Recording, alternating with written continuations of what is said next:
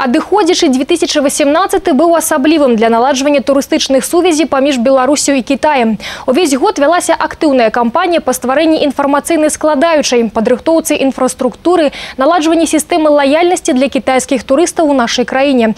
А ў кітайскіх калег на сёння вельмі папулярны накірунак патрыятычнага турызму, які звязаны з гісторыяй Вялікай айчыннай вайны. Таму наведванне такіх аб'ектаў, як мемарыяльны комплекс «Брэсцкая крэпасць-герой», іх вельмі цікавіць і карыстаюцца попытам.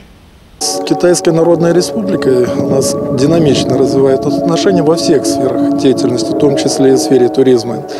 В сфере туризма в этом году у нас такой фундамент для прорыва, потому что политической волей глав наших государств в августе введен безвиз, и мы уже ощутили его на 15%, поток вырос. Ну и, соответственно, белорусы тоже с удовольствием ездят в Китай с его древней историей, культурой.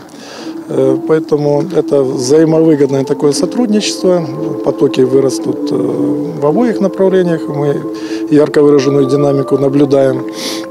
Ну и все-таки Китай – это самая путешествующая нация. В прошлом году их выехало за пределы страны более 130 миллионов.